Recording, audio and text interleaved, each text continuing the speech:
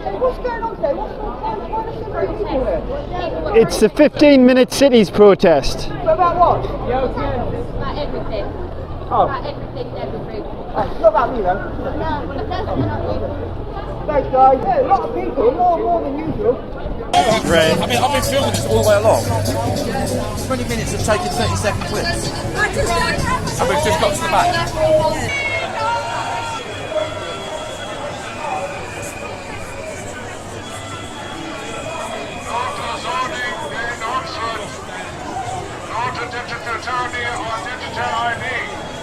No more secret cancels. And what's that in reference to? Well, apparently, as from what I see, there are too many decisions being made in private, and they're presented to the public as a fait accompli. And where is it coming from? Why suddenly is there half the councils in England and Wales starting to develop these schemes? Where has it come from? Who's leading the charge on this? I'd say it's come from Agenda 21 in Rio in the 90s with Bush. Well, you said that, I didn't. But Yeah. Zoning destroys business, right? I hadn't seen that side of the sign. Yeah, that's exactly what I wanted to talk to you about. Yeah. you have a shop and suddenly there's no parking outside your shop, your takings drop dramatically. Absolutely, yeah. Sadly, that's the case, but it is true. And let's face it, you can't just carry everything home, and we'll all end up in massive retail parks, facelessness, etc., etc. How is that a 15-minute city?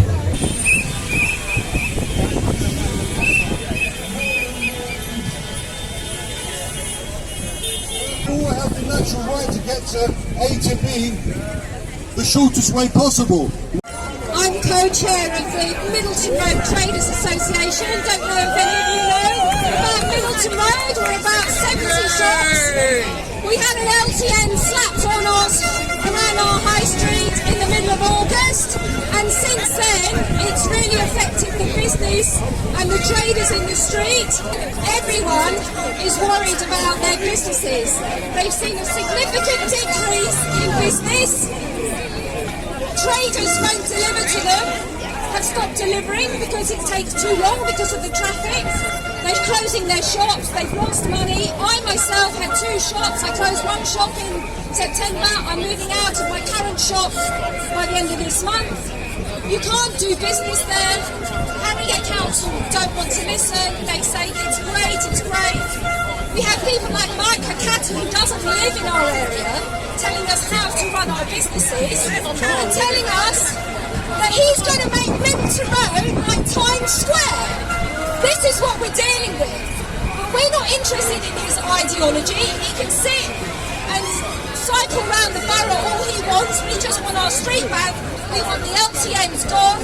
And that is our focus, to get rid of the LTNs, because we don't want them. So do come to Middleton Road if you can. We're still here trying to make a business. When you bring up the pollution in cars aspect to people, and you say there won't be any cars here, they go, oh, that's great, because of less pollution. And then you say, do you realise that cars bring people to high streets from far away and create commerce? Like, this cafe won't be here in the future. And let's be honest, the advances in petrol engines and diesel engine technology over the last 10 years have been profound. They're nowhere near as dirty as they used to be, nowhere near it. Yeah. And if you're talking about an ecological audit on electric cars, well, you know, it's shaky. An electric car is apparently greener, but when you look at the whole lifetime of an electric car, it's not green. It's not. So these arguments are still up in the air. People are still debating this stuff. So these kind of draconian measures that are brought in on the back of apparently pollution stroke carbon, they're untested. Most people, when presented with the fact, would say, well, look, that's not agreed yet. So yeah, there is a healthy scepticism about it all. It's laughable that this idea will cut down on pollution. If, for example, you work a couple of zones away, you will now be expected to go out of town to a ring road, drive round the ring road and then come back into town. So how can it possibly be about pollution? Rather than cutting across the short way, a person now has to spend twice as much money on fuel and drive the long way around the city and cause twice as much pollution. And that will have a big negative impact on my carbon footprint tracker. So if I want to have good carbon score, it will mean stay home, don't go anywhere.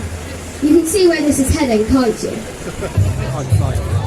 Ambulance can't get through, people will die. That's right, ambulance is 999. It's already closed down. And all the time we're alienating each other. How is that building community when you've got to drive 3 miles to see your neighbour who lives half a mile away? What about people who are disabled, you know, mobile mobility challenged? It's absolutely barbaric that ambulances and cop cars cannot get into streets to give people the aid that they need. I mean, I've seen it myself. I live in a low traffic neighbourhood in London. Yeah, okay. Where did you come from today? Bristol. Is it happening in Bristol? Well, by stealth, but by stealth, we have our own ULEZ, which is contributing to traffic jams around the place. Poor people can't afford to change their car, therefore they have to drive miles. These things are just not fair. You know, the ends might you know, on paper it all looks admirable, but these are not the correct ways of going about it. You're penalising people. So I can't agree with any of that. I'm sorry, I can't agree with it. And that's why I'm here. Are 15-minute cities pollution-free utopian areas, or are they open-air prisons for innocent people? 15-minute city, okay. Let's wind back 150 years. Okay, everyone lived in a 15-minute city, effectively, because you couldn't just walk miles and miles. Most people didn't have a horse. You were living in a 15-minute city, but everything has changed. There was no electric light then.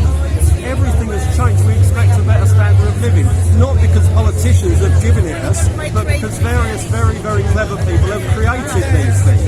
And then we've employed all these technologies for our own benefit so that we're warm, we're well fed, etc. And some of these steps that they're taking now are retrograde. They're not forward thinking at all. The nature of society means that mobility has been a profound influence on people's life. What is it about travel broadens the mind? What is that? That's true. That's very, very true. So, yeah, I'm concerned that we're winding the clock back and basically we're going to have 21st century feudalism. I mean, who wants that? Nobody voted for that. Yeah, 21st century feudalism. You hit the nail on the head there. That's my opinion. For what it's worth. What do you think is going to happen to the high streets under 15-minute cities? Well, it's not just the 15-minute cities, is it, unfortunately? I mean, if you look at pedestrianised areas in some cities, they're becoming ghettos. Yeah. Pedestrianisation, to me, is another failed experiment. It's just not working. Those pedestrianised streets in South Bristol are not attractive. Some of the residents and tenants are trying to rebuild them, but they've suffered enormously. Wait, throw some money on my hat, please. Get up.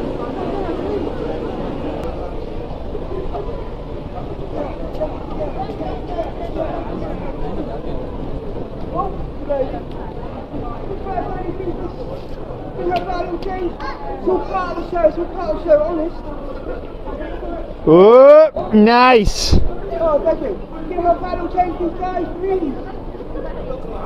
Do you see zero carbon as being an achievable goal by 2050 or at all? I'm not on board with the carbon programme at all. I think it's unproven. There are lots and lots of, I think we all got tired of the expression, the science is settled. I think we got tired of that expression 2 or 3 years ago. But they're still trying to, or the powers that be that are pushing these programmes suggest that the science is settled about carbon, and it's not. It's definitely not. I have a YouTube channel called Climate Realism by Paul Burgess. Lots of videos exposing the false science. And the most fundamental thing I wanted to take away is this carbon footprint nonsense. Carbon is actually good. More carbon, more CO2 is actually good. 32 scientists in 12 countries with 24 institutions involved. They made a study of NASA data, satellite data of the Earth, and they did it over 30 years, and vegetation on Earth grew by 14%. That's the same as 2 USA land masses going from nothing on them to full of vegetation. And they said 2/3 of that was caused by CO2. That's the sort of benefit. It's why we put CO2 into greenhouses. So the whole basis, the whole bedrock of climate alarmism is wrong. absolutely wrong. And today, look it up on World of Data, look it up on Google. We have record crops in Africa, record crops in the Far East, record rice crops, and that's because of CO2, right? So more CO2 is good. Antarctica is now the coldest it's ever been on record. Check that online. It's the coldest it's ever been. And actually, funny enough, more CO2 cools Antarctica.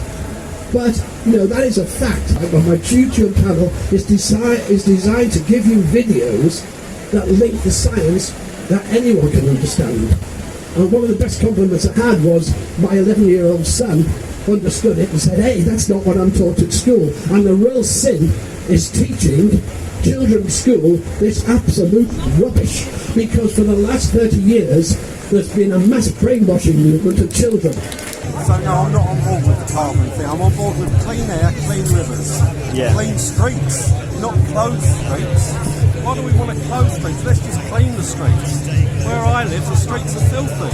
Why can't we have? What about public toilets? Because of the state of affairs in various cities, there are more and more homeless. Obviously, they haven't got facilities. That leads to dirt in districts.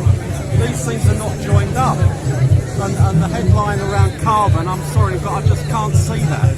I just can't see that. Or if it were more proven, if everyone could understand the numbers, etc., so that it was obvious, and it's very much not obvious, and therefore I'm not on board with it. This is the law of the land.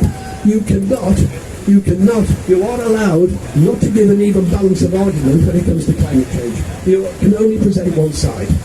That is a law introduced by Blair into legislation. Right? They have decided what the science was 20 years ago. They decided it. And that's not the scientist. And if you argue, like the born professor who pointed out that the coral reef in Australia, the Great Barrier Reef, was the healthiest it's ever been, if you do that, you get sacked. And I'm willing to debate anybody, full stop. So bring it on. You know, bring it on. I'll debate them, and I'll debate them in public. Right? Thank you.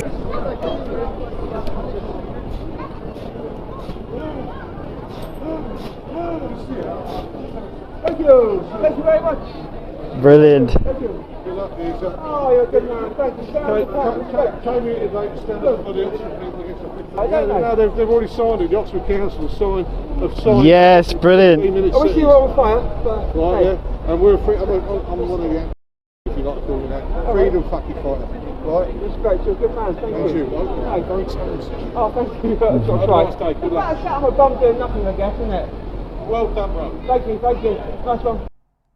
Hiya, please like, share and subscribe and keep your eyes peeled for my upcoming channel, The Director's Gut. Lyme's disease and SIBO are threatening my speech, so I'm writing an evolving health guide and asking for donations in order to fund treatment. The links are below. Cheers!